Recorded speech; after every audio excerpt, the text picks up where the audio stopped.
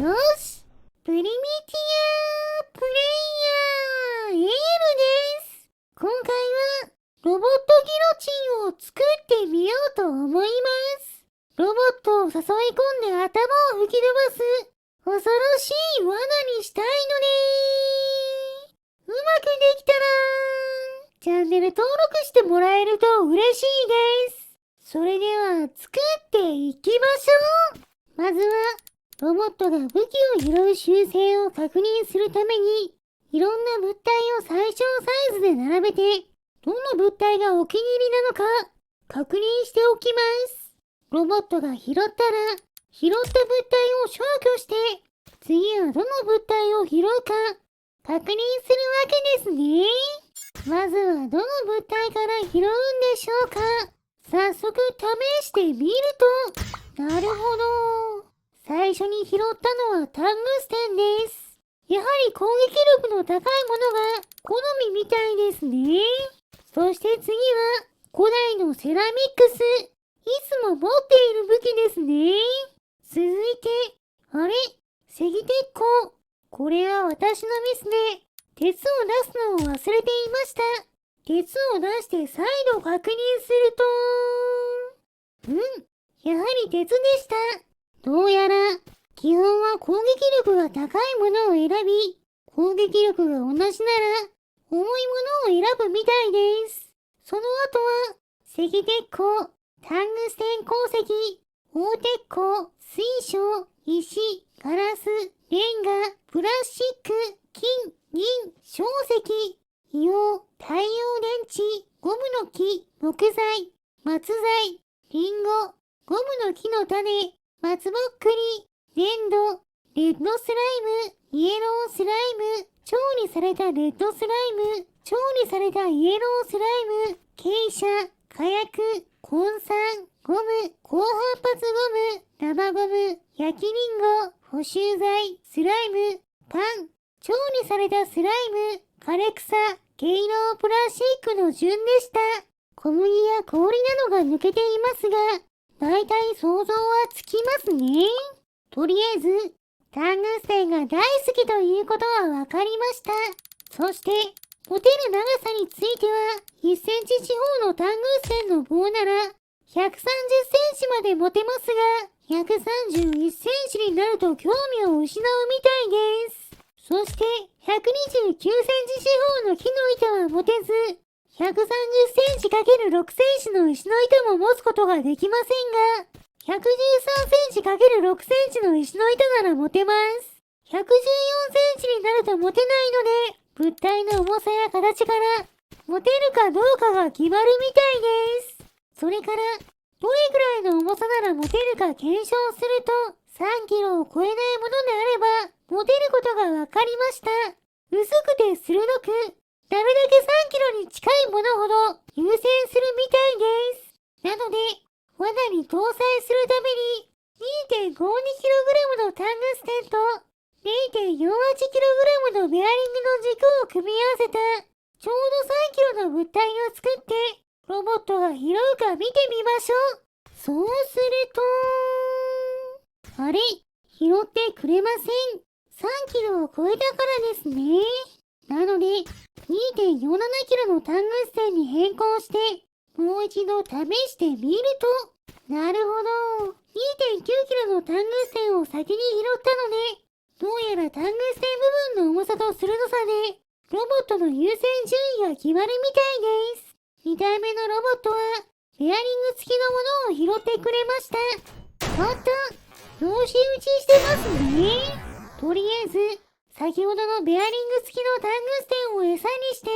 モーターで回転するタングステンの刃に誘導することで、ロボットの頭を吹き飛ばせるか試してみましょう。セラミックスの刃を持ったロボットが走ってくると、よし！タングステンの刃に持ち帰りに来たことで、罠にはまりました。この仕組みは使えそうです。もっと強くするために、タングステンを鍛造して、長い刃にしましょう。そちらをモーターにつけたら、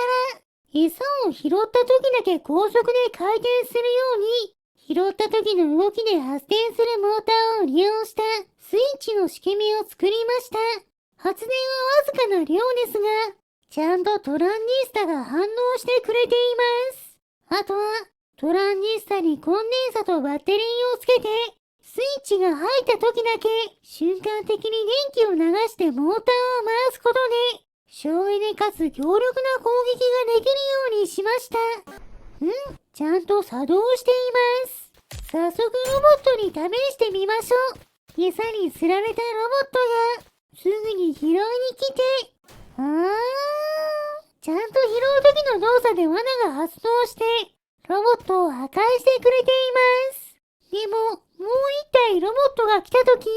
餌のタングステンが回転する刃の部分まで持ち上げられて、壊されてしまいました。まだまだ改善の余地がありそうです。もっと低い位置に取り付けて、さらに太陽電池で充電できるようにしてみました。こちらでもう一度試してみると、あれ、今度はちょうど首の隙間の高さで刃が回っているせいか当たってくれません。ちゃんと当たるようにさらに改造しましょう。刃の高さを高くしたら太陽電池を外してモーターをもう一つ逆方向に取り付けることで罠が発動して回転した時の余力で発電して充電されるようにしました。これなら無駄なく電気が使えるはずです。一度回転した刃にブレーキがかかりますが、実用上は問題なさそうです。早速ロボットに使ってみると、頭を切られて転んだロボットが立ち上がる時にもう一度食らって破壊されました。どうやらモーターの発電システムを入れてブレーキがかかったことで若干威力が落ちて一撃で倒しづらくなっているみたいです。うまく当たれば2体同時もいけますが、まだ隙間で下げられることもあるので、刃の位置ももう少し上げた方が良さそうです。早速刃の位置を上げて、タングステンの刃を追加して重くすることで、もっと威力を上げました。こちらを試してみると、ロボットが武器を拾って、よし、十分なダメージを与えて、一撃で破壊できました。それからも、このロボットギロチンを放置しているだけで、どんどんロボットが吸い寄せられて、破壊されてくれました。発電システムによって、燃費も悪くないので、かなり長い間、ロボを倒し続けてくれます。それでも、しばらく使っていると、バッテリーが消耗して、ロボットが餌を拾っても、罠が発動しなくなりました。これだけの数のロボットを倒せたので、よしとしましょう。これでロボットギロチンは完成ですね。それでは最後は、ロボットギロチンの周りにたくさんのロボットのスポナーを配置したら、好きなだけ罠にはめていきましょう。いい感じに破壊できてますね。途中でドローンを追加してぐるぐる回せば、別にバッテリーなんてなくても永久に回転する余裕で強い罠になることに気づきましたが、さすがにそれは強すぎるのでこのままにしておきます。おっと、ここで刃が限界を迎えたのか折れてしまいました。それではたくさんロボットを罠にはめて満足したので、ロボットをガラスの壁の中に閉じ込めたらスライムのマスクをつけましょう。おっと、マスクが外れてしまったので、スライムをたくさん投入して、スライム風呂にしましょう。たくさんのスライムが溜まっていって、ロボットも気持ちよくなったのか、しゃがんでおとなしくなってくれました。それでは、ロボットが入浴を楽しんでいるうちに、燃えるものを集めてきて、火をつけます。いい感じに燃えていますね。よし。スライムも美味しそうに焼けたので、食べてしまいましょう。もちろん、今回頑張ってくれたロボットギロチンさんにも、お裾分けしてあげます。はい、どうぞ。今回の動画はここまでです。面白かったと思ったら、チャンネル登録、高評価をしていただけると嬉しいです。リクエストなど、コメントもお待ちしていますね。それでは皆さん、